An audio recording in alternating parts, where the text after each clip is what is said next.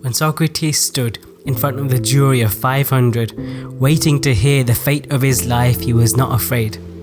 He was held against 2 charges: failing to acknowledge the gods that the city acknowledges and introducing new gods, for corrupting the youth and destroying age-old beliefs, for questioning the authority and creating doubt.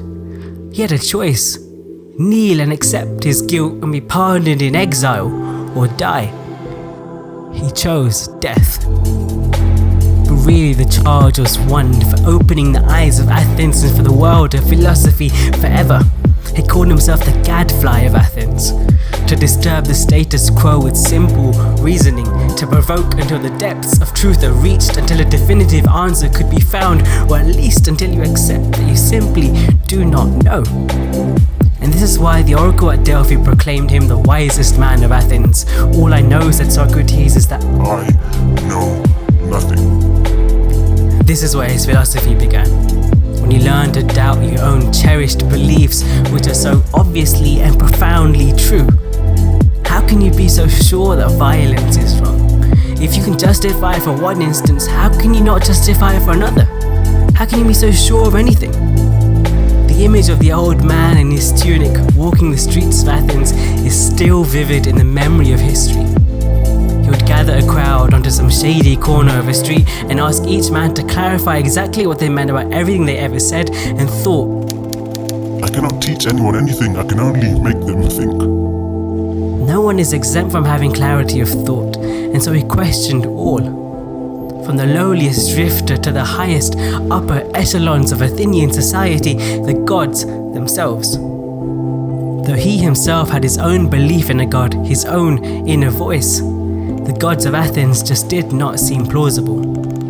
To the blind Athenian society, he did not claim to have wisdom, but only to seek it lovingly. And this is why he had become a sweetheart for many of Athens' youth and free thinkers. He did not preach, but he sought. He did not teach, but he thought. He gave no speech, although he ought. The wisest man who thinks he's not. People don't like when their beliefs are questioned. I mean, how do you feel after someone shatters the fundamental beliefs of your life simply because you've taken them for granted? If someone questions whether or not you truly love your wife, or if anything you're doing has any purpose, or if life itself has any purpose whatsoever, how do you feel? And even though it's not Socrates' intention to ridicule anyone, the simple nature of his method often found that people were ridiculous after all. History has shown that people don't like being challenged, especially if it exposes the hollowness in their arguments, and so a loved man will often create many unloving enemies.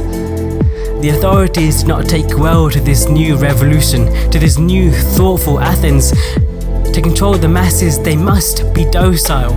To hold unclenching power, you must be unquestioned. And so the powerful dug to the root of their problems, and they called Socrates an unscrupulous crook. Dirty politics is not a new invention, but in hindsight, Socrates is perhaps the greatest innocent to have been found guilty. And so when the old man was rounded up and brought in front of Athens' finest gentlemen, many expected him to beg for forgiveness, to plead that they spare his life in return for his silence. And when the jury gave the verdict of guilty, he simply stood unfazed. Instead of taking the matter seriously, he joked that he should be getting rewarded for what he had done, and that the fine was too small. He didn't make it easy for the jury not to give him the death sentence, and he made no effort to plead his case. Instead, he invited death to deliver the greatest message of his life. An unexamined life is not worth living. Instead of fleeing, he gracefully accepted the verdict and said he owed it to the city under whose laws he had been raised to honor. Even after the guards of the prison made it clear that they would allow him to escape, to live in exile and be undisturbed, he refused. What is the point in living if you do not question what you are living for? Socrates would not stop philosophizing for as long as he lived, and that is why he became philosophy's first martyr.